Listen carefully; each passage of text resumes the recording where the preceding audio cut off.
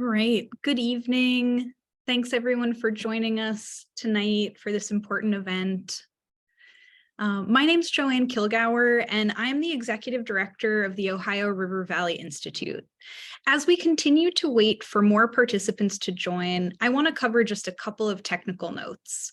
The first is that we will record this session for those who are not able to join live. In addition, we've enabled closed captioning for this event for accessibility. I'd also like to thank Ben Hunkler, who is the communications manager for the Ohio River Valley Institute, who's coordinated this event and who's on here today in case you have any technical issues with the meeting. So we're going to open this event with a panel discussion, after which we'll open the floor to questions from the audience. If you do have any questions, please feel free to use the Q&A or chat function, and I will do my best to see that we get through as many questions as we can in the time allotted. If there are any questions that we don't have time to address or can't address for any reason during the event, we will be sure to follow up with people directly. So now I'd like to introduce our panelists. We're very honored to be joined this evening by a really wonderful group. Jamie Nentwick is here with us from River Valley Organizing, an incredible community-led group that has been working more than overtime to support the residents of East Palestine and the broader community in the wake of this derailment and resulting crisis. We're also joined by Nick Messenger, our Ohio-based senior researcher with the Ohio River Valley Institute, who's been providing in-depth research on the situation in East Palestine, as well as into the broader context in which that work is situated. We're also joined by Justin McCulka, a research fellow at New Consensus and the author of the book Bomb Trains: How Industry Greed and Regulatory Failure Put the Public at Risk. And finally, we're honored to be joined by Pittsburgh City Councilwoman Erica Strasburger, who represents the city's 8th district and has been a longtime advocate for stronger community protections from the transportation of hazardous and other materials by rail. So thank you very much to our panelists for being here. We also invited a number of other elected officials who unfortunately were not able to join us live, but Senator Sherrod Brown of Ohio did provide us with a letter that I'd like to read for you all before we open things up to our panel. So Senator Brown says, I want to thank you for taking this much needed step in highlighting the issues and concerns all Ohioans have regarding the transportation of toxic chemicals by rail. I appreciate that you're hosting a session on the importance of rail safety. Rail safety is why I introduced bipartisan legislation with Senator J.D. Vance to make trains safer as they go through communities like East Palestine. We want to do everything in our power to make sure that a devastating accident like the one we've seen in Ohio never happens again. This is why I repeatedly visit East Palestine to listen to first responders, business people, residents, and public officials. The Railway Safety Act of 2023 will improve rail safety protocols, finally standing up to railroad company lobbyists so no other community has to deal with what East Palestine and others in Ohio, including the residents of Springfield, Sandusky, and Steubenville, have experienced. What this bill does is enhancing safety procedures for all trains carrying hazardous materials, preventing wheel-bearing failures, requiring two-person crews, making rail carriers pay for their wrongdoing, supporting communities impacted by rail disasters, investing in the next generation of safety improvements. It shouldn't take a train derailment for elected officials to put partisanship aside and work together for the people we serve, not corporations like Norfolk Southern. Education, as you're doing today, is key. Thank you for your efforts to educate others on this important issue. Sincerely, Senator Sherrod Brown. So again, thank you very much to Senator Brown for sharing this, even though he couldn't join us live. I'd now like to kick off our panel and turn to Jamie with River Valley Organizing. Jamie, could you give us a sense of what's happening on the ground in East Palestine and how River Valley Organizing has stepped up to help the community? So what's going on in East Palestine is the situation to where we have United States citizens that have been lied to and poisoned by a company who has plenty of money to take care of the disaster that they have caused. The EPA has not been, has had different outcomes as outcomes that compared to outcomes that we have had. So what we're doing is we are pairing with several organizations to get testing for those who need it. We have boots on the ground in East Palestine. We're canvassing actively. We are working close with 20 researchers to do different testing in depth as far as ground and health testing goes. Folks are still being moved around. They're not able to go back home. And the different places that they have to stay, they're only able to stay for days on end, and then they have to switch over again. They have found vinyl chloride in systems. At the time, they're still being told that everything is safe, and they're still afraid and angry. Thanks so much. I know that the community has issued a list of demands, and I wonder if you wouldn't mind sharing just some of those asks from the community as the response continues.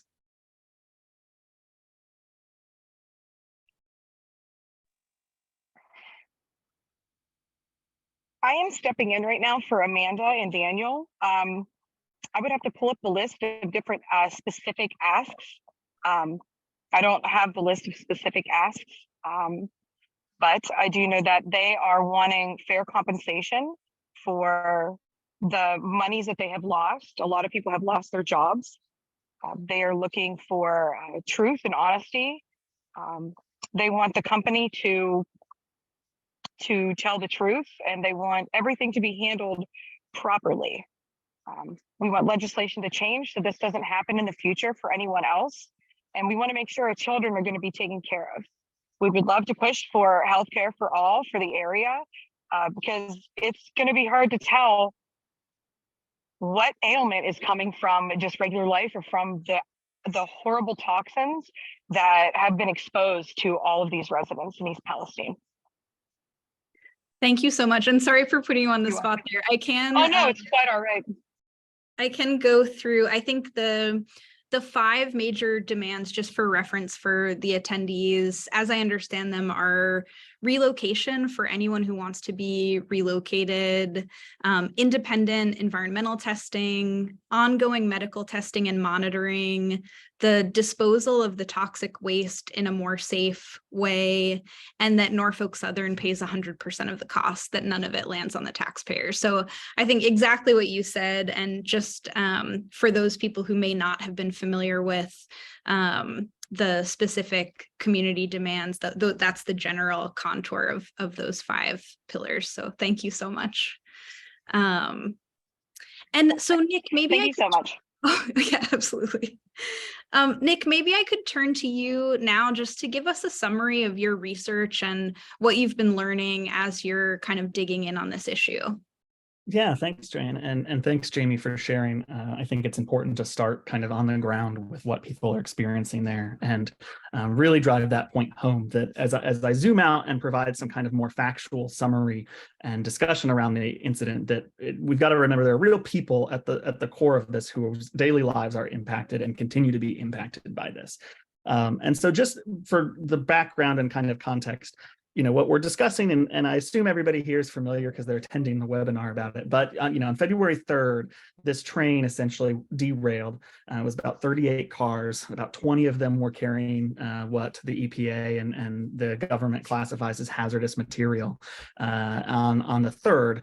And what subsequently kind of happened after that derailment was a venting of several of the cars. 5 of them contained a chemical called vinyl chloride, which has really explosive potential. And so essentially Norfolk Southern was like, oh my gosh, we've got to vent these things because we don't want to cause an explosion. So this venting occurred a few days later on February 6th.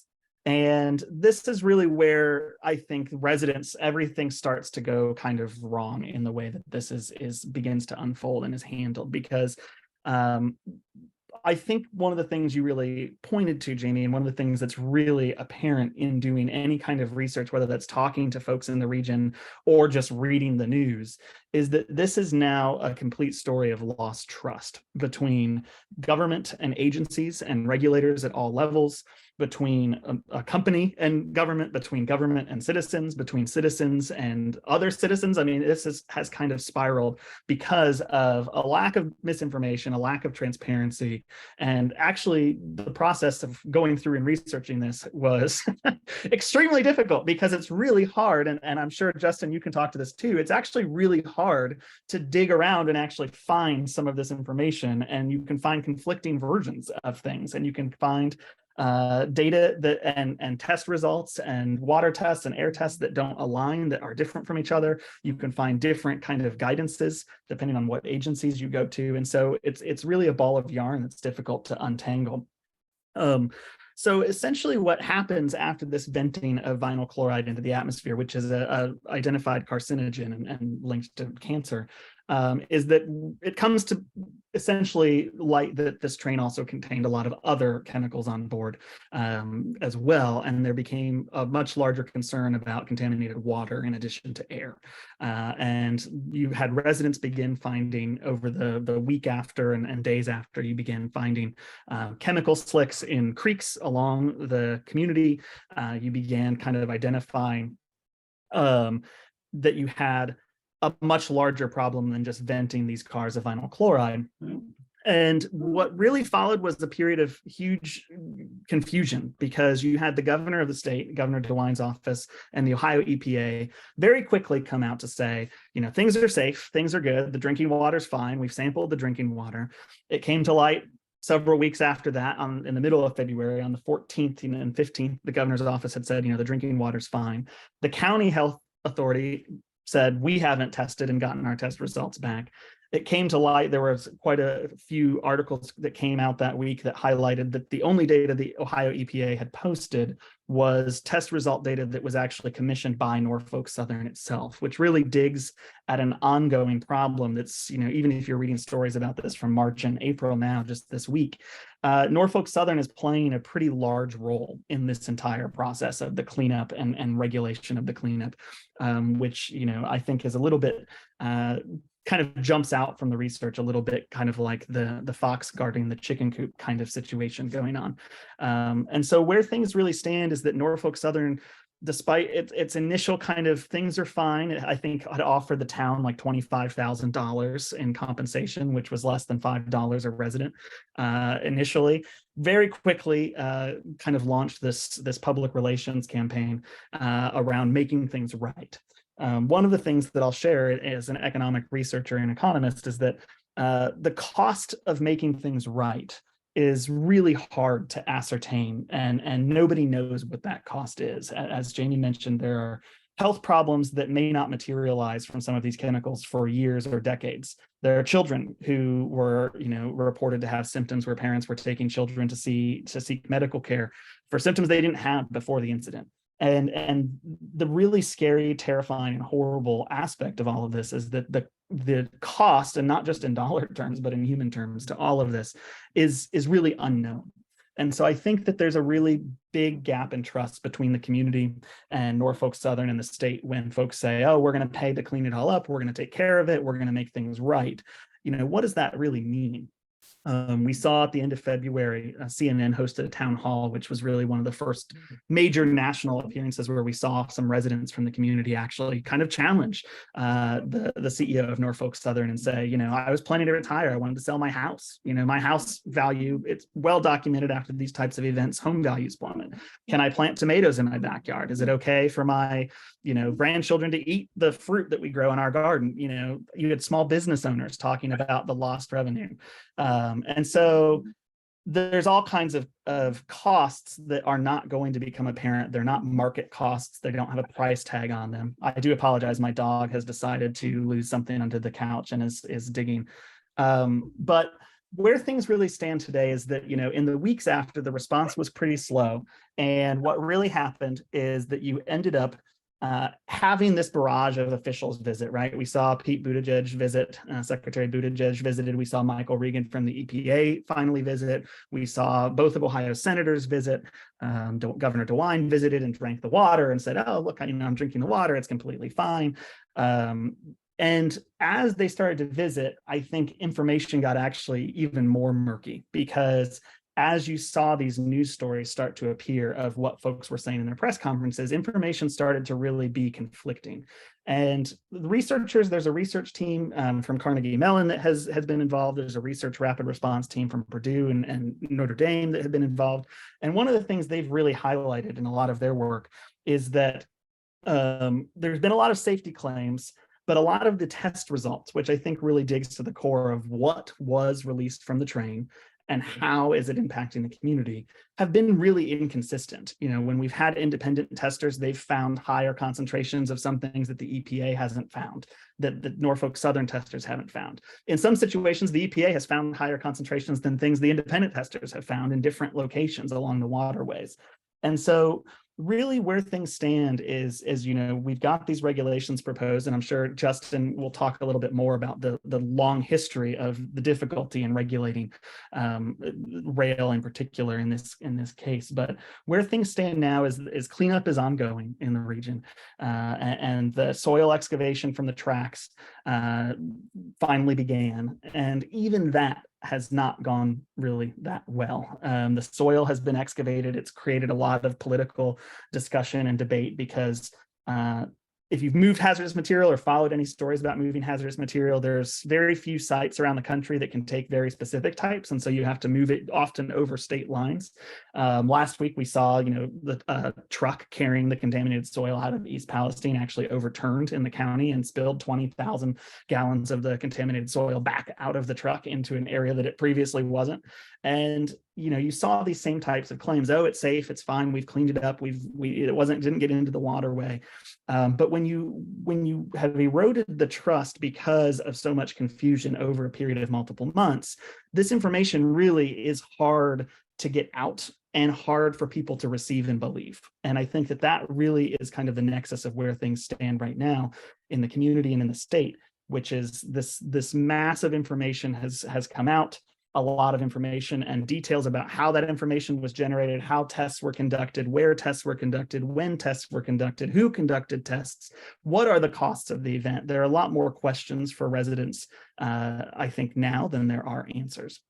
And so as we kind of see cleanup continue and be ongoing, we've seen states like Texas and Indiana and Michigan really kind of balk at receiving the contaminated soil, which I think has created a feedback loop in essence, right? Because when you started out in early February with a lot of discussion around how safe things were and how this wasn't as big of a deal as the media was making it, or how it wasn't, you know, we vented, but we didn't contaminate other things. Now, when you have other states saying, well, wait a minute, we don't want the soil from East Palestine, or we don't want, you know, don't ship that here, you're creating more risk.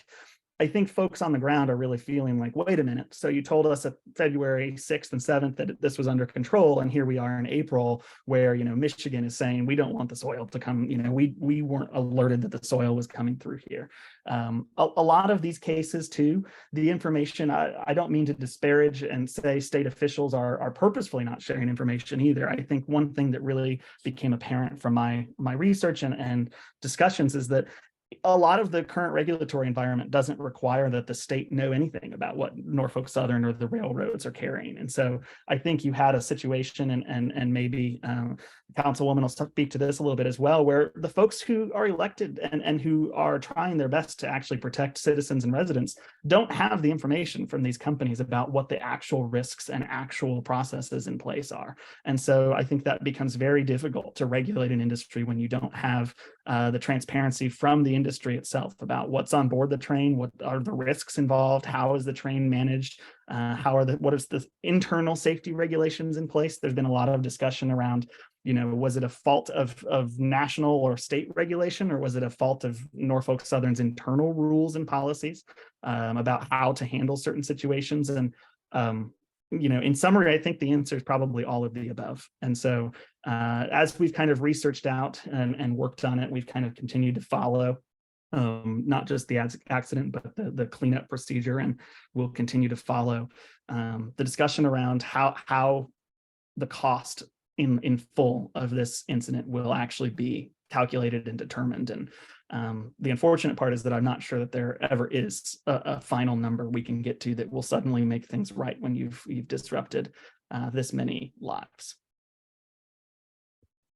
Thanks so much, Nick. I think there are a couple comments in the chat. One, which I think you also touched on, is just that perception also has an economic cost. And again, perception is something that I think is difficult to quantify, even though we can see some of the effects of that cost. And then I don't know, Nick or Jamie or other panelists, if you can speak to this, but there was also a comment about understanding that the consensus agreement was to vent one tank car at first, but then Norfolk Southern decided to vent 5 cars.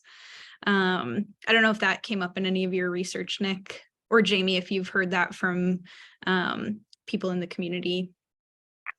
I have not heard that from anyone. It does not mean that anybody from my team has not. So that would definitely be a question I could email someone about and get for you. Yeah, and I think in the course of the research, this kind of just drives home that point, which is, what is the internal policy at Norfolk Southern? How do they communicate that policy with the state? Who has to sign off on them doing that? Do they have unilateral? I mean, there's so many layers to the decision-making in an emergency rapid situation that then you start to have these types of questions, right? Where, well, wait a minute, what really happened? And that kind of drives the issue a little bit more to the transparency around decision-making and the idea that really nobody has taken point on this, right? Nobody is really leading the charge of all of the different, not only the company, but the different state and national agencies involved. And on the point of perception, that's certainly something I've heard in the rest of the state. You know, I'm based in Columbus, where, you know, I'm affiliated with Ohio State and as well, and chatted with folks in Cincinnati when Cincinnati Water Works, you know, closed their Ohio River intake following a plume of one of the chemicals had kind of been tracked down the Ohio River. And again, the testing was, and the EPA said it's fine, don't worry about it. But we saw, you know, both West Virginia and Ohio water facilities and districts actually close their Ohio River intake. I think probably more from perception than anything. But I've certainly heard of folks who say, you know, oh, well, you know, I wouldn't drive through there. I wouldn't stop. You know, you're driving through on the highway or nearby, you want to stop and eat at a diner, right? That is actually someone's livelihood who runs a business or a service in the community. And anybody outside is going to look at that community and immediately associate it with these toxic chemicals, these really horrible symptoms of nausea and headaches and nosebleeds that we've seen reports of. You know, one other thing just to note on that is that, you know, the CDC actually sent a team in the end of March to study the effects, and the CDC team actually fell ill and reported it to the CDC, and the CDC said that the team was out for the rest of the afternoon with a lot of the same symptoms that residents have reported. So certainly stories like that, the comment about it being perception, and 100% true that is outside of the community, something that really will linger for a long time. I mean, when we think about the Gulf, right? You still can think about the BP oil spill, or you can still think about these major disasters that occur. And it really can take a long time for a community to recover, even once the science says it is settled and saying that it's okay and it is safe. I think in this case, that's even a further problem, because I'm not sure that the science totally is settled yet on this particular case as well. So I think there's layers of problems here that are ongoing. But yeah, that's a great point. Thanks so much, Nick. Just on the cost issue, Andrew from the Clean Air Council has made a great point in the chat, which I think only our host and panelists can see some of the chat. So I want to read a few things out as they come in. That the Clean Air Council, for example, can put a dollar amount on the number of indoor air purifiers that they've purchased and distributed, and the amount of unfulfilled requests that they have. Even though contaminated homes should be a priority for the state agencies in Ohio and the federal EPA and the company, but that responsibility and cost has fallen on organizations like the Clean Air Council. And I think that's a great point, that this is a really good example of how the costs of industrial activity are socialized out to people and organizations rather than often where they should land. So I think with that, Justin, if I could transition to you and just say, like, you've been working on this issue for a long time. Could you talk about how you see issues of transporting petrochemicals and other hazardous materials by rail, as well as any regulatory or enforcement considerations we should be thinking about? Sure, thanks. And I also, later on, I want to address that question about the venting of the 5 tanks. Because I think there's more information on that. But yeah, I think the risks are really clear. I'm not going to spend much time talking about the risks. I really want to talk about regulation and enforcement, because that's how we address this. I have been working on this issue basically for 10 years. I and many others got involved in this issue when a train of fracked oil from North Dakota derailed in Lac-Mégantic, Quebec. In 2013, it ignited, killed 47 people, and burned the downtown, which is, unfortunately, we're almost, the 10-year anniversary is going to be in July. They have not rebuilt yet due to a lot of the issues that we've talked about here already. That train was using tank cars called DOT 111s. And I made a short, I wasn't a journalist at the time, I was a concerned resident. Who lived in a town or a city that had a lot of these trains coming through it. And so we all were worried about this happening in our city. And so I made a short film about the risks and what we knew at the time. And I opened that talking about how the National Transportation Safety Board had, in the early 1990s, had warned that these DOT 111 tank cars were unsafe and prone to spills and derailments. So the NTSB said that in the early 1990s. Here we were in 2013. But what the other thing that I mentioned there is the NTSB has no enforcement capability. And so that's what we're here talking about. We have regulations, but we have to also be able to enforce them. The NTSB does great work, but unfortunately, they have no ability to stop the rail industry from using these DOT 111s. So some of those tank cars were in the train in East Palestine. So they're still being used. What has happened? What has been the response? Regulators has asked the industry to voluntarily stop using them. So 30 years after we were first told they're unsafe, after we've had several disasters, and we're still asking politely, could you please stop using these? And this is in the book I wrote about this, I referenced another book about the risks of rail called Death Road to Rails. And the author there talked about this, there's a long history of volunteerism, is what he called it, where, even in the 1800s, there'd be a horrible accident, people would die in a rail accident, and you really didn't want to be riding trains in the 1800s. The industry would say, we apologize, safety is our top concern, it's their favorite line, and we promise to do better, but please don't regulate us. And they largely have been able to get away with that. So you can see that here we are, 10 years, all new regulations that were done in response to Lac-Mégantic, and the DOT 111 cars were still part of this training, even though they are unsafe and prone to spills and derailments. So the NTSB does great work. They said that this accident in East Palestine was 100% preventable. So the question is, why did it happen? The reason they can confidently say it's 100% preventable is because we know how to prevent these. We know the regulations. There's a wealth of research, decades of research of how we would make transportation of hazardous materials by rail much safer and prevent disasters like what happened in East Palestine. But I have a whole chapter in my book that came out 5 years ago saying, here's what we need to do. And so the NTSB knows, the railroad industry knows. I detailed that in my book. They know all these technologies, and when it's in their benefit, in their favor, they will argue how they're safer. But now they're saying, their main argument is they don't want to pay for it.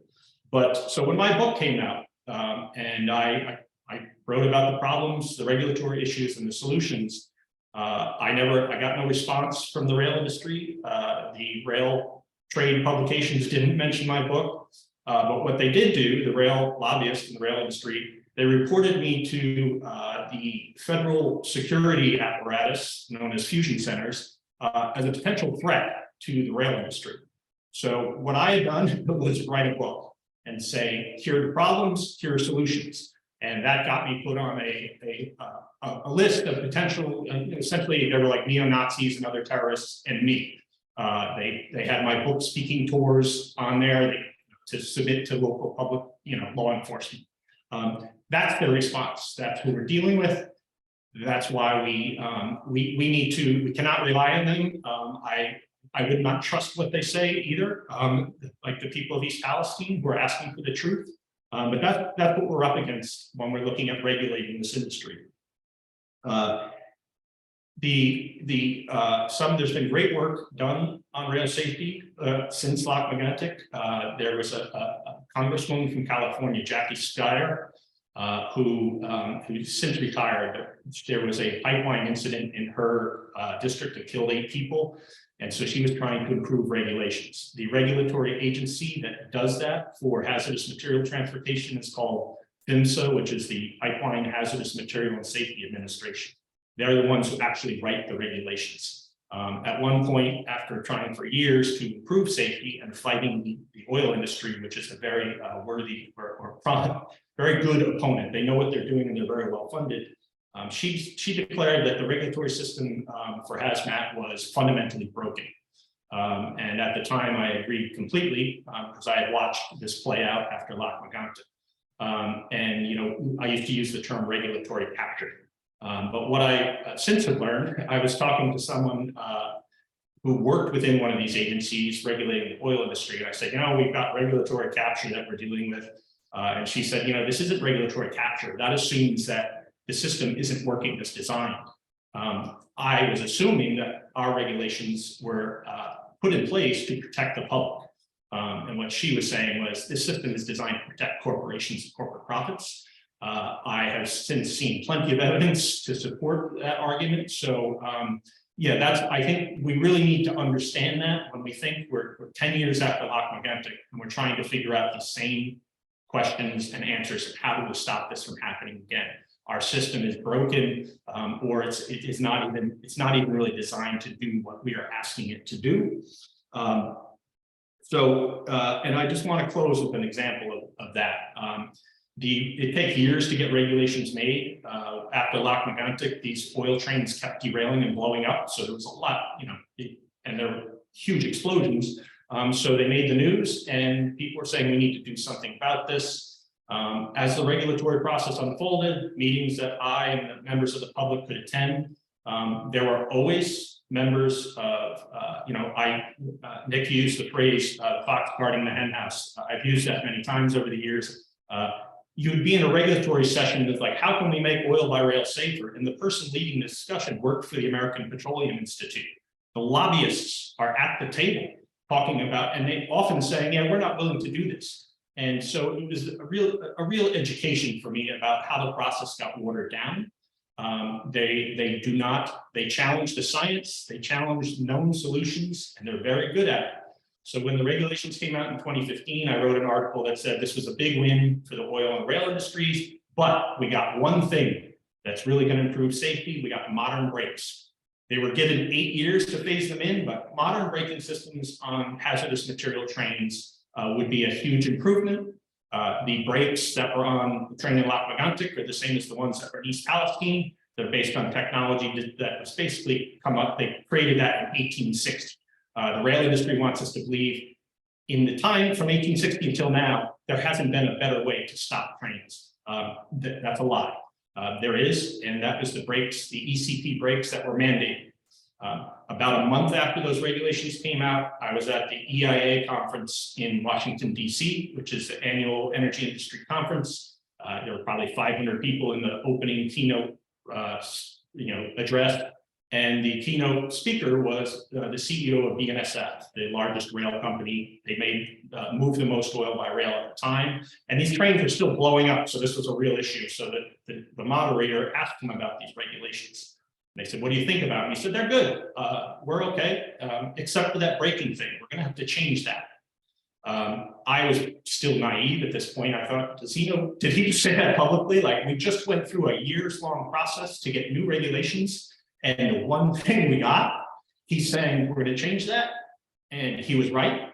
And he knew that they could use Congress, they could use agencies within the Department of Energy, National Academies of Science, to challenge the known science and say, we don't think these modern brakes improve safety. I have detailed the years of research and comments from the rail lobbyists, rail executives, rail regulators, who are all on record saying these are a huge improvement in safety. The science is clear. The industry just doesn't want to pay for it. And that CEO and the rest of the industry was able to take regulations that everyone fought for and did the right thing. And the one real thing that we were able to get through, they repealed. And so I think that that's really important to understand, because we're having these same conversations now that we had 10 years ago. A wonderful group of activists and organizations all did the right thing, fought for the right thing. And the best we got were watered down regulations that then industry was able to further corrupt. So I think as we think about this, I hope I'm not sitting in one of these sessions 10 years from now having the same conversation. We need to understand the system we're dealing with, challenges. We need to hold our elected officials accountable, and they need to fight when they get, if we are able to get regulations passed, because the way that regulations are watered down is through Congress. That's how it's done. And so we need to make sure if our elected officials, it's more than just proposing bills. You need to follow them for years, and you need to fight. And so that's, I think that that's my main message here is that's what we're up against. And so I think we need to be aware of that, and hopefully we're able to be more successful this time around. And we aren't, another community isn't a sacrifice zone down the road. So thank you. Thank you so much, Justin. And I do see that we're getting some more questions and conversation in the chat. So I'm capturing everything, and we'll make sure that we pull that back into the discussion. But before we do that, Councilwoman Strasburger, I'd love to hear from you as a policymaker. I'm sure it's a very frustrating time to be a policymaker who wants to do the right thing and is in this position, but what do you think could have been done better? How can policy make a difference? And what do you think it will take from decision makers and the public to see real progress? So as Justin says, we're not just back here in 10 years having the same conversation. Sure. Well, thank you, Joanne, and thanks to everyone for inviting me here this evening. As was mentioned in the introductions, I serve on Pittsburgh City Council, and I have a district, one of 9 districts in Pittsburgh on City Council. So, while I represent about 32,000 people, I do feel as if my responsibility covers, all 300,000 or so residents of the city of Pittsburgh. And of course, Pittsburgh is fully dependent on the county and the region that it's in. So really, what I think about and what I care about and my policy focus extends far beyond the district that I represent. Much like Justin, I first became educated on this issue, on this topic about 10 years ago after the Quebec train derailment and explosion. And I, that was the time at which I realized frustratingly that if you're a local government official, you have almost next to zero power to regulate or to pass legislation or resolutions to regulate this industry. The power to regulate comes at the federal level. And yet at that point, we saw a lot of collective action coming out of cities. We saw resolutions from New York City to Chicago to Harrisburg to Pittsburgh itself, calling on Congress to pass some of the legislations, the regulations that Justin alluded to. And I think I agree, it was a huge missed opportunity in part because of the power of the railroads. And their lobbying and lobbying power, their financial power, and their ability to, through hundreds of years, at least 100 years, if not more, decades and decades of just embedded power in our system and the way it's integrated into the fabric of our government. But I'll divide what I'd like to see in terms of the regulation of this industry into a couple categories. One is just the safety of the equipment itself, phasing out the unsafe cars, ensuring that anything traveling by rail, whether it's hazardous and flammable materials, or whether it's people who are traveling by rail, are traveling on tracks that are well maintained and are safe for everyone, for everything. We know that transparency is a big issue as well. Local government officials, let alone emergency responders, don't have the information that we need to be able to understand when a hazard might present itself and when we need to take additional measures.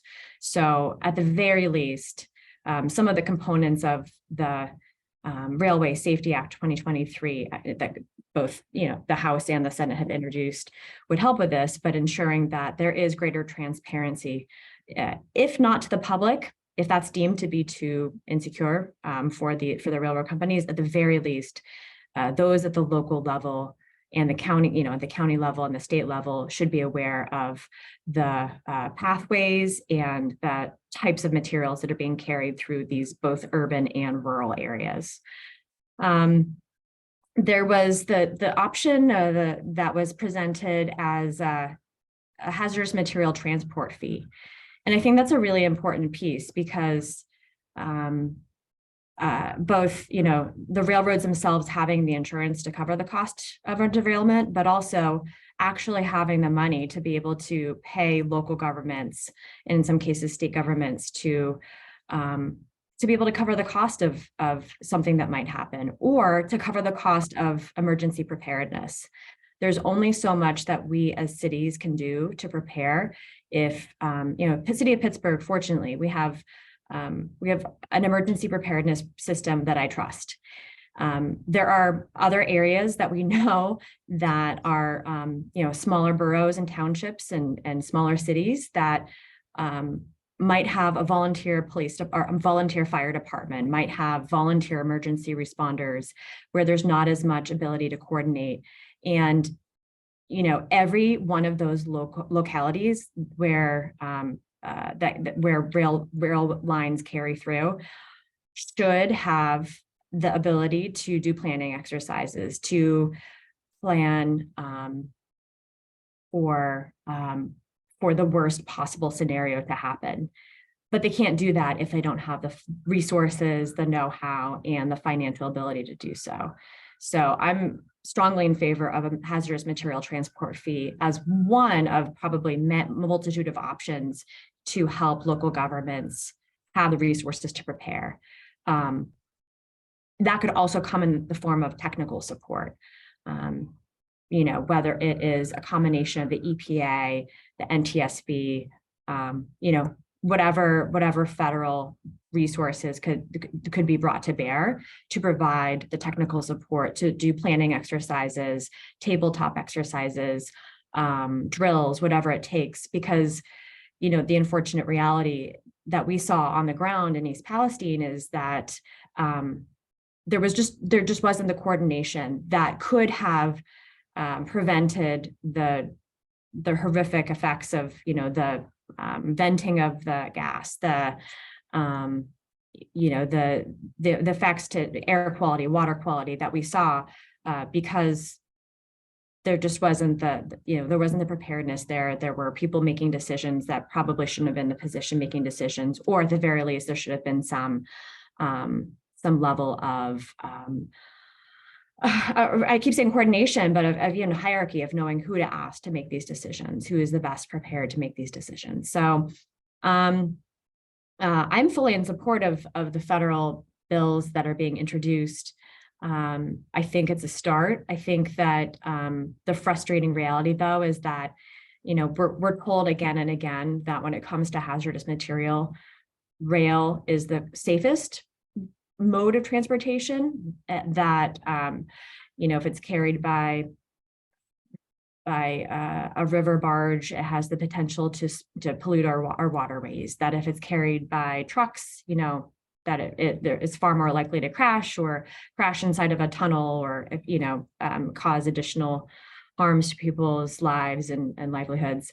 That if that's the case, we have to do far better with regulating and enforcing the laws that would legitimately keep it as safe as possible. With the sheer number of tank cars that are allowed on these trains, the length of the trains, the few number of staff that are actually working to keep these trains safe, there is just the high likelihood of human error, which, if it gets any more likely that there's a small ratio between the number of workers and the number of tank cars, I don't see that this could be any safer than, say, a big rig transporting this on a highway where there's a likelihood of a crash.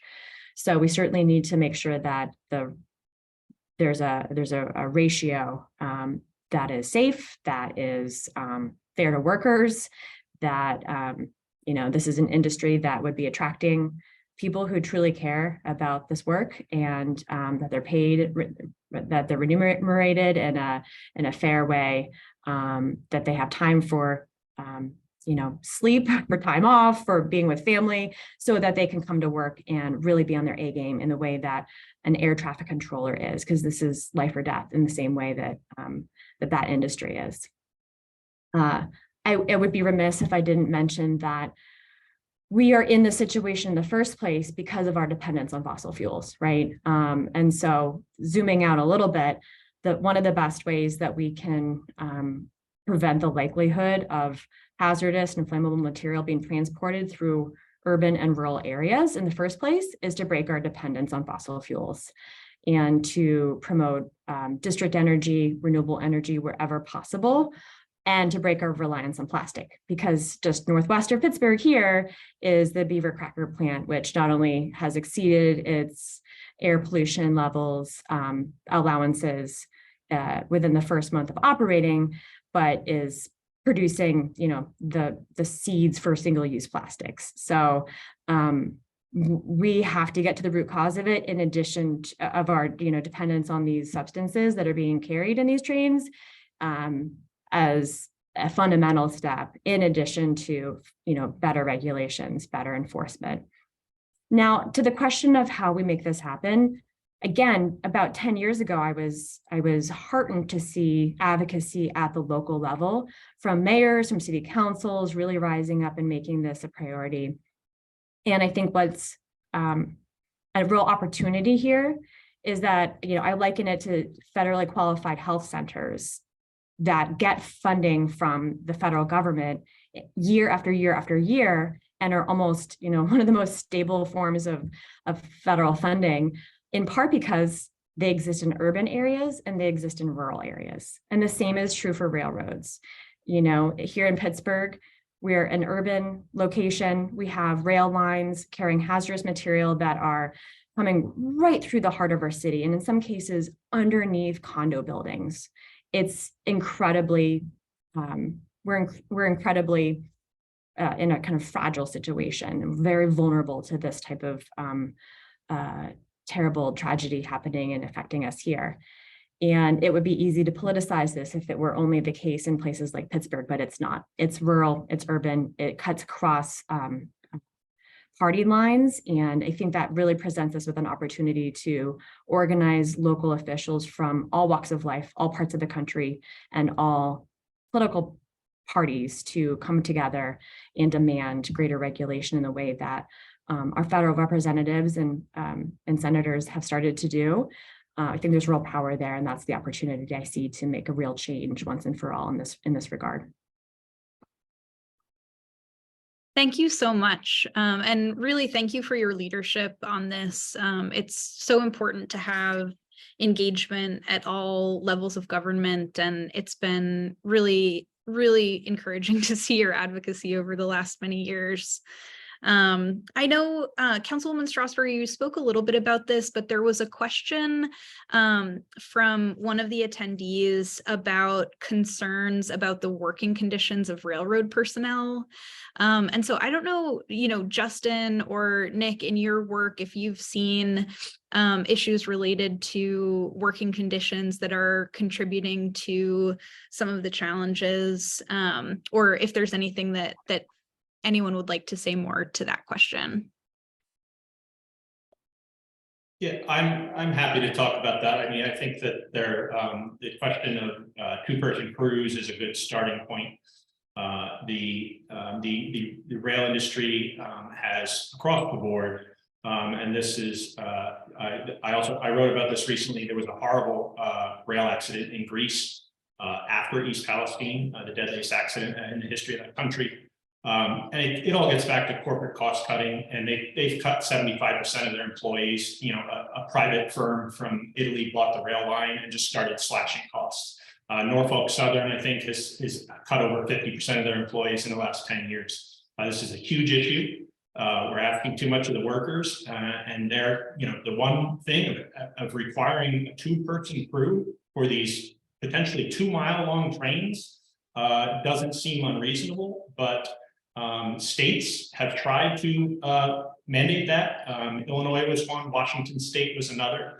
And during the Trump administration, PHMSA's lawyer made a statement saying that they weren't going to allow states to, they were going to overrule states' authorities here. And I don't have the exact quote, but essentially they said, safety is not a reason to inhibit market growth. So what they were saying was, we don't care if you want to make it safer and protect your residents if someone else can make money. Maybe even someone, it didn't matter who it was, but that was their attitude during the Trump administration. Like, regulations get in the way of profits. It's a rough time. I've talked to retired rail workers and rail workers. It's tough. It's a very tough job. We're asking too much of them. They're not getting the health benefits they need. And you're asking one person to operate a 2-mile-long train. These tracks weren't designed for that. These trains are that long because private equity firms want more profits, and they're demanding, that we have longer trains. And so we're asking too much of the workers, and we definitely need our representatives to fight for them. And because it's a huge component of this, we're asking them to operate these large, dangerous trains. And in my work, everyone is using this term bomb trains now, which I do think is accurate and appropriate. But that term was originated with employees who, you can imagine if you're driving one of these trains, it's like, do you really want to drive a train of explosive oil across the country? No, but that's their job. And so we really should be giving them the tools and the support they need to do this safely, to protect them and protect the communities along the rails. Thank you so much for that. I think so. We have a comment in the chat that I'll share as a comment, and then also pose it as a question. But again, coming from Andrew at Clean Air Council, just sharing that empowering residents to be prepared could also be a helpful strategy for emergency response. And their story is that when Clean Air Council was on the ground with volunteers, they were some of the only people wearing respirators, and even workers who were aerosolizing the stream for decontamination weren't wearing protective equipment. And people in their neighborhood have semi-routine conversations about how to prepare for industrial disasters and climate change related disasters, because there's a lack of trust with state responders to effectively handle issues, especially in communities that are poor, working class. And so I wonder, are there things that we could be doing to better empower residents to be prepared, or to bring the idea of resident response into our emergency preparedness planning? I can comment on that if no one else wants to. I think that one of the things And I was actually at a national oil by rail conference in Pittsburgh in 2015, I believe. And one of the people there talked about how emergency response really is a distraction. And we've seen that in East Palestine, right? We have people showing up who are trained, but there's nothing, they couldn't do anything. So the best solution at the time was, they're saying these tank cars filled with vinyl chloride might be overheating. They might explode, which is certainly a real risk. They couldn't do anything to stop that other than to burn, to vent them and burn them off. That was their plan. That doesn't protect the community. We see a lot of public relations about how first responder, they're giving money to first response, but the actual response in one of these accidents is to evacuate, and that includes first responders. It's to clear out, and most often these trains burn for days. That's the response. And so I do think it would be great to educate the community. When I was in Albany, New York, and we were trying to get this information from the oil companies and the rail companies, there were communities who lived right next to the track saying, we want an evacuation. Like, what are we supposed to do? No one told us. And I think that's, to what I would do. I live now 2.5 blocks from a rail line. I would run. If I hear a noise, if I see an explosion, leave, because plan to leave for days. Like that's all you can really do in these situations. So I think there really is. I think it's important to raise awareness in the communities along the rails about, you don't go take pictures if you see an explosion. You run and you get your family out of there.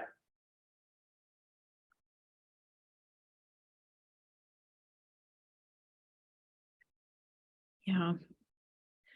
And I really want to say thank you to Clean Air Council also for not only all the work you're doing, but for being here and sharing your experience. It's helpful to have that perspective. There was another comment in the chat just kind of reiterating the point about the kind of magnitude of Norfolk Southern's independent decision to go from the plan to vent 1 car to 5 cars. And John here, who is joining us as an attendee, shared that there was some pretty striking testimony from the Director of Emergency Services for Beaver County at a March US Senate committee hearing. And so I'm just going to paste a link to that testimony in the chat for everyone so that you can see kind of the nature of his remarks and how much of a destabilizing shift it was for all of the emergency responders when that decision was made. So thanks, John, for pointing that out. And hopefully this testimony is helpful for people to review and just get his perspective. We also have a question that I'm not sure, I'll pose this to the panel, and if this is a question we need to kind of get back to folks on, we can do that. But do we know what the projected cost for retrofitting braking systems on US trains would be? Yeah, I can chat about this. I'm sure you can too.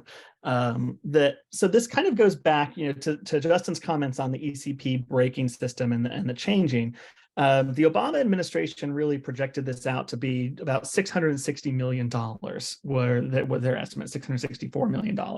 And this cost benefit analysis that had to be done in order to rule make in the federal government's process also then paired that cost against the potential cost of, as a benefit, avoiding the costs of these disasters that would be spared by having the ECP brakes across the train cars. And so one of the things that happened, and this was a very popular media narrative headline right after East Palestine, when we saw kind of a little bit of politicization of the event, was the Trump administration really redid that cost benefit analysis and actually rolled back the ECP rule on the basis of a cost benefit analysis that they conducted that was much lower in terms of the projected environmental damage and property damage that would occur from these disasters. So essentially you had Obama era rulemaking that said, here's what we think it costs to outfit the trains with this brake change over the next several decades. Here's the potential savings in property, environmental, personal damage from prevented disasters because of the brake change. And then you had the Trump administration essentially say, no, we think that cost benefit analysis is wrong. We've got this other cost benefit analysis that says that the savings from the disaster prevention are much lower. And then it kind of came back around that their cost benefit analysis, then the economists at the Department of Transportation and the Trump administration had actually left out the class of disasters that are non-lethal, that are related to the oil carrying on these trains. And so it was low by something like $115 million. And so that's kind of, I think, maybe to the point, Justin, you were making, which is the ways to make rules and get around rules and influence rulemaking, not just through Congress, but through the agencies. These companies like Norfolk Southern are extremely well versed in it. And as soon as that opportunity was there to basically not have this ECP thing unfold the way that it was maybe you and others had hoped for, Justin, really comes down to getting other economists to say something different, which in the world of economics, a lot of modeling, a lot of projections, a lot of assumptions go into that.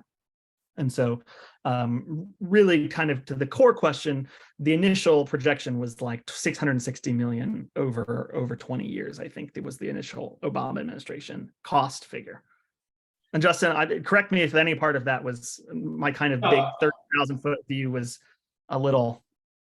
I think it's mostly accurate. I think we should put that in perspective. $660 million is a fraction of what Norfolk Southern has done in stock buybacks, right? And that's for the whole industry. BNSF makes billions every year. This is what the industry does. They use cost benefit analysis.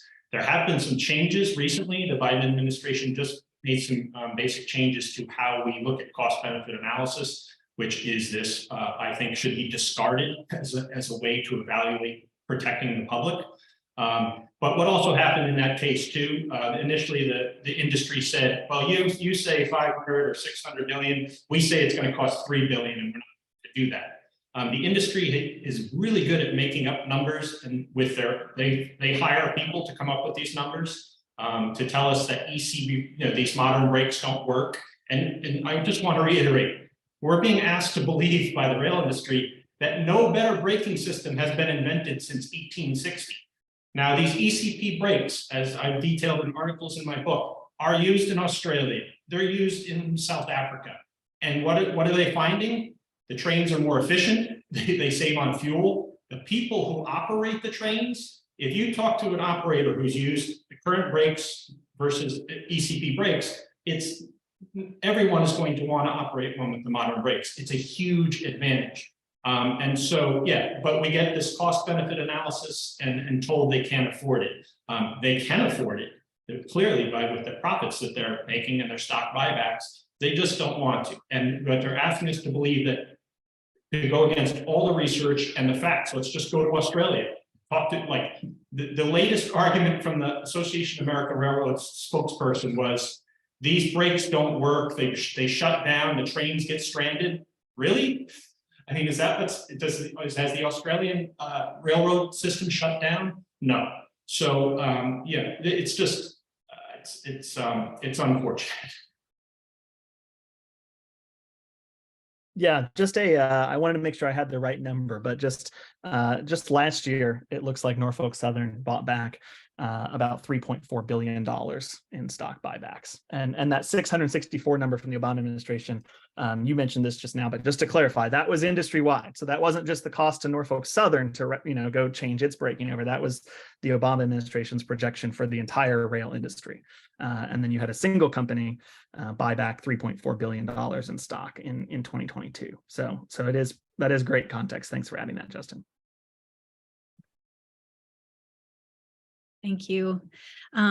We have a great question from Joe Minot with Clean Air Council that I think is really on everyone's minds, which is how do we keep this story live long enough so that we keep up the pressure on Congress?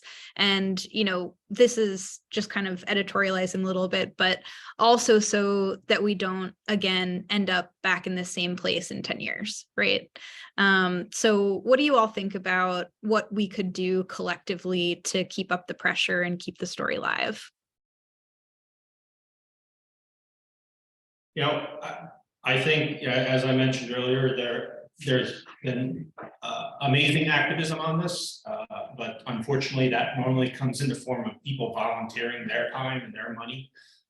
There are lots of great organizations like Ohio River Valley, but you know, after in 2014, 2015, you know, Center for Biological Diversity, Earth Justice, a lot of groups were filing lawsuits and trying to get real regulations in place. Unfortunately, that's kind of what we're up against. We have to try to pressure our politicians to do this, but it's really the public is kind of, we're on our own to figure out how to protect ourselves from these industries. So there's and this, I think it was a little different with oil trains because they kept exploding after Lac-Mégantic all across the country and in Canada, and so people everywhere were very concerned.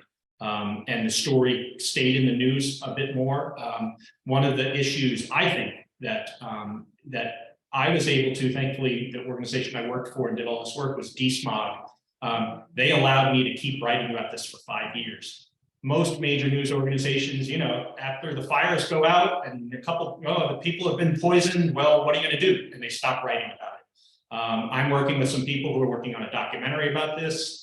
I know, you know, other people are following it, but unfortunately it's going to come to local politicians and local people and groups and people volunteering, but keeping the pressure on because we need to keep the story of what's going on in East Palestine alive and so people understand, because unfortunately the people in Lac-Mégantic are still living this 10 years later. I mean, their downtown is vacant, and the only thing there is train tracks.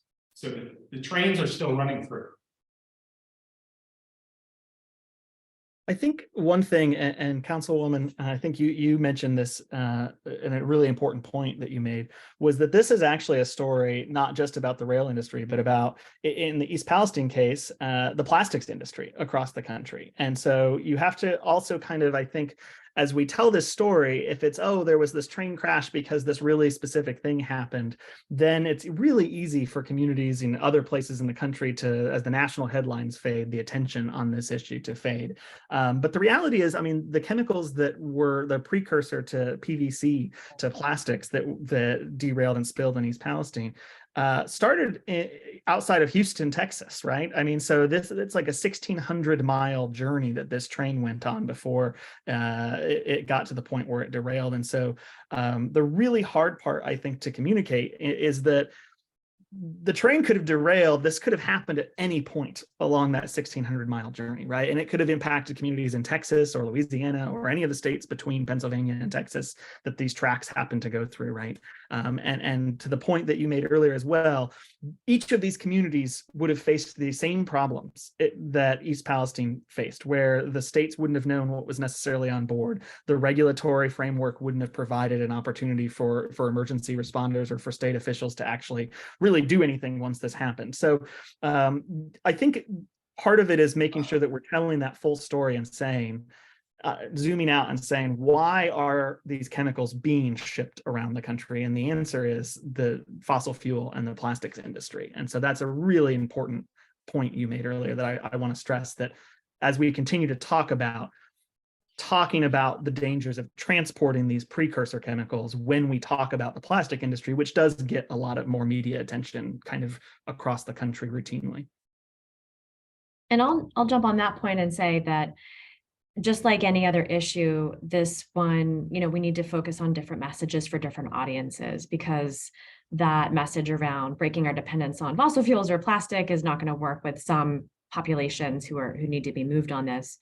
You know, I can speak much more to the organizing opportunity around policy than I can the regulatory framework. But, you know, when it comes to influencing elected officials, right, it only takes a couple of organic emails to come to someone like me to get my attention on an issue. Now that's going to be different for a member of Congress. And fortunately, you know, my member of Congress and the one just north of me, Representative Lee and Representative DeLuzio, are fully on board, you know, they're supporting this. But I do think that it's a numbers game, right? It's counting votes and seeing who, you know, who signed on to these bills in the House and the Senate, and then figuring out where which ones are gettable based on rail districts running or railroads running through their district. And you know, just getting a few people organizing in that area, or getting a few people to call and to meet with them and to find out what motivates them on the issue. Because ultimately, you know, the prospect of an explosion, a fire, loss of life, right? Understanding that could be on their hands if it were to come to pass, could be the motivating factor. It could be something else that motivates them. But to me, it comes down to just the good old fashioned organizing across the country. And because this is an issue that's so multifaceted, it's a big opportunity to talk about multiple issues. And like I mentioned before, you know, urban, rural, it doesn't really matter. Our rail lines are so ubiquitous that you could get the votes pretty easily just by the members of Congress whose districts include a rail line like this. Yeah, I just like to follow. I think it's a really important point that Nick's made and has been brought up. But if we talk about this term bomb trains that's being used now, a lot of this is tied to the fracking boom. The fracking boom in North Dakota, they didn't have pipelines, so they put this oil in DOT 111 tank cars and shipped it all over the country. When they started exploding, people started asking questions like, hey, what's going on? But there was no thought. It was just, let's get this fracked oil to refineries. We have the, you know, you mentioned near 29 miles from East Palestine is the new Shell cracker plant. That only exists because there's so much fracked natural gas that they want to make plastics with that. And so the plastics right now, we look at the oil industry, we see that, you know, with electric vehicles coming, there's going to be less gasoline consumption, less diesel consumption. The oil industry's backup plan is to make more plastics. That's where there's been huge investment in this country, is building out things like the Shell cracker plant. So as the plastic industry expands, more of these trains will be carrying this stuff. And, you know, I want to follow up on a point that was made earlier. The industry does like to say, this is the safest way to move these materials. That's fine, it's all relative, but that doesn't mean it's safe. And we clearly can see that, you know, the fact that there's been some reference to that Senate hearing that happened, where the CEO of Norfolk Southern was being grilled on those things, and he would not promise to stop stock buybacks and invest in safety. He would not go near the idea of not rewarding his investors. During that hearing, he was informed that another one of Norfolk Southern's trains had derailed.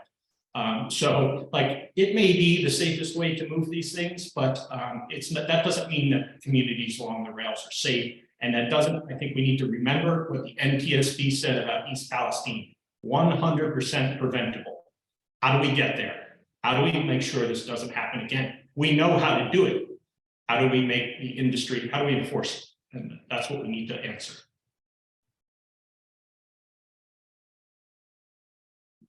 I think that's a great point, and even gets back to Joe's question about how do we keep the story live and the pressure on. It seems like, you know, reinforcing the idea that this is like that, you know, there are inevitable disasters, but there are also very preventable situations, and that, you know, we can't just sort of throw our hands up and say it's out of our control. It seems like an important thing for us all to reinforce. We also have a question from Mary Jo Poole asking how can they get more involved, and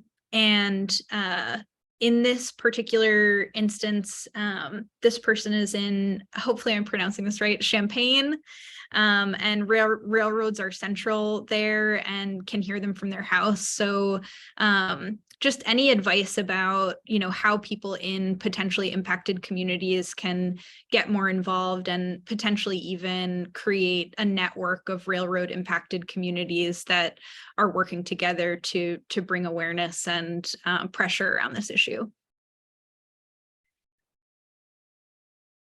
Well, I haven't been as directly involved in in this issue recently, but when I was working, over the 8 years that I followed this as a journalist, there's certainly lots of great activist groups that were working on the oil by rail issue and moving ethanol by rail, and they're still involved in this. So I think finding some of those, Stand.Earth was a kind of one of the lead organizers in a lot of that activism. But I think, trying to reach out and find who's been involved in this, but also then talking to your whoever represents you and seeing, making them aware of this issue, because I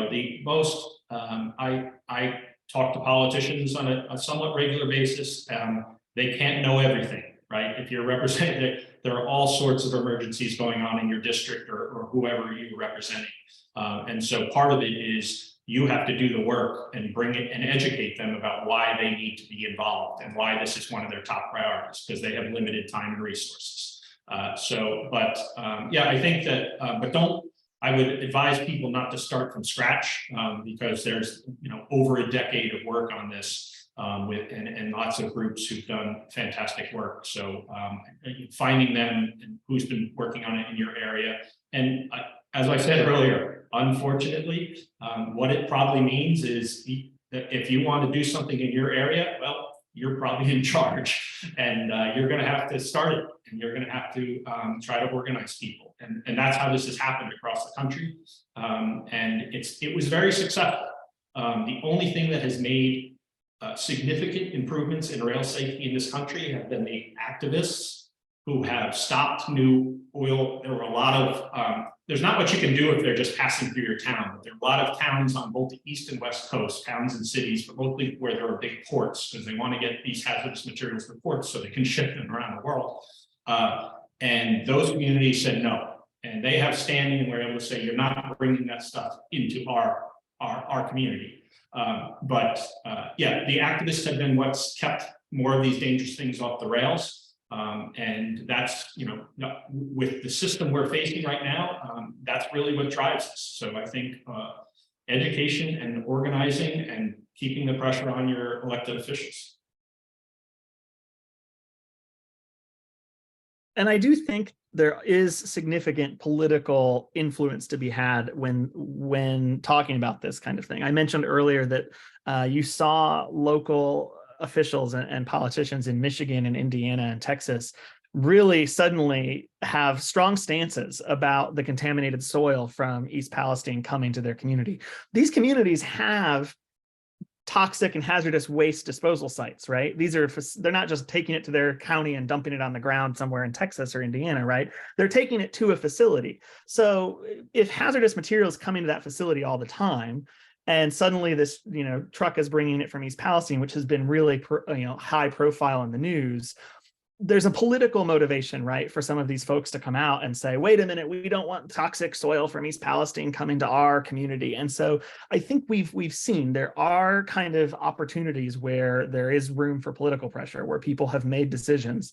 Not that I'm, advocating that nobody should take the toxic soil from East Palestine to a facility, but certainly those communities raised enough concern about it that their local officials and governors or state representatives said, we don't want that in Michigan, or we don't want that in Indiana.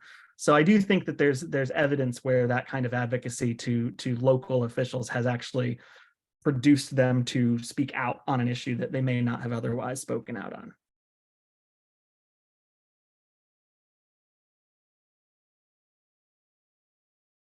Thank you, Nick. Thanks, Justin. There's a comment in the chat just drawing attention to the fact that the Ohio River has just been declared the second most endangered river in the United States. And that is a result of the potential harm from chronic pollution. So everything from forever chemicals to bioactive chemicals to acute events like the disaster in East Palestine. And so, the various efforts that are related to fighting some of those impacts could also help with the effort to kind of keep up the pressure on rail safety policy. So I think that's a great point, and a really good reminder that a lot of railways were built to be co-located with waterways, and that there are significant threats associated with that to our natural resources. Yeah, I just wanted to follow up on that with all of the major oil train accidents. There were 8 or 9 over several years. A river was involved. Tank cars go into rivers, and so that, as you mentioned, it's just the nature due to the favorable topography. Trains go along waterways, and it's one of the reasons why we started in Albany, New York, back in 2013 and 2014. These trains went right down the Hudson River. And the Hudson River has a great comeback story about a river that was, contaminated and now is much cleaner. But that's one of the real risks of these. So when people say, well, the rail is safer than these other modes of transport, there is that risk that inevitably, when there's a spill, if there aren't pictures of these tank cars burning in a river, there's risk of contamination. Absolutely. Well, we're getting close to our time, and I would like to give a very warm thanks to all of our panelists, and really appreciate you being here to share your perspectives and your expertise. And I'm also happy to open the floor for any final comments you might like to make, or parting words that you'd like to leave our audience with.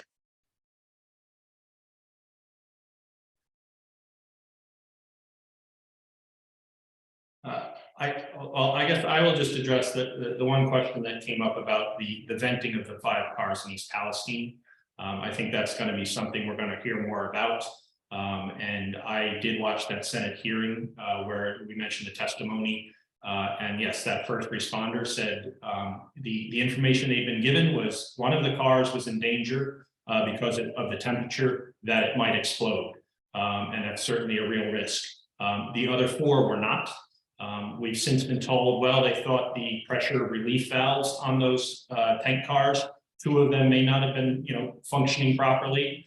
Again, it shows how ill prepared they are if that's the case. But there was nothing about the other 3 that I've seen so far that put them at a risk of an explosion. But as another first responder pointed out, if you vented them all, I believe the quote was, "We nuked a town so we could get a railroad open a few days earlier."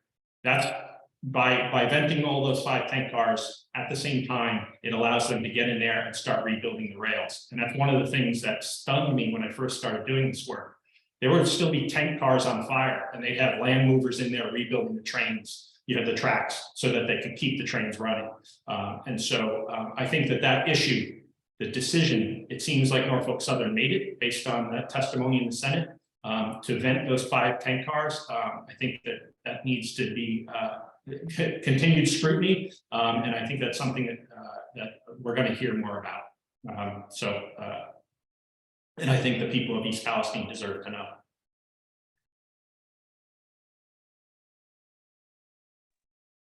I think, like a lot of other issues, in terms of keeping this in the forefront of people's minds, like, yes, the sheer shock and awe factor of an explosion, of a terrible event like has occurred in East Palestine, can motivate people right in that moment.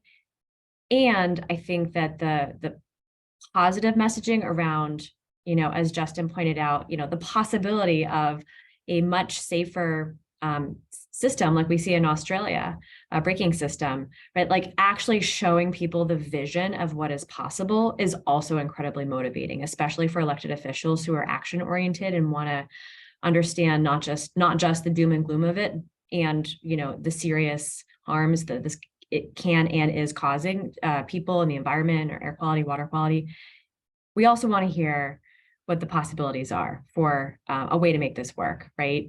I don't think anyone is under the impression that we're going to shut down all rail, cargo rail in this country, right? That's not the solution. What we want to hear are the solutions that are available. So what are those solutions and how can we get there together is the message that I want to, continue to hear from advocates and from activists, and that, I want to keep on beating the drum around as well.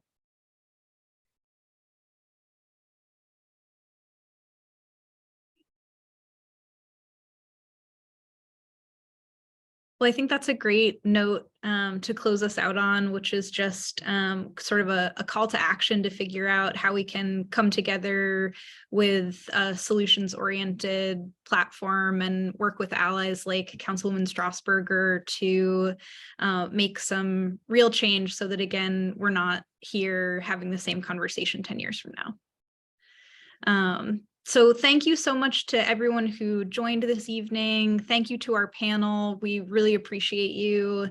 And many thanks to River Valley Organizing, Clean Air Council, and the other groups on the ground who have been filling in where our, in some cases, where our public agencies have been letting us down. So many thanks to all of you.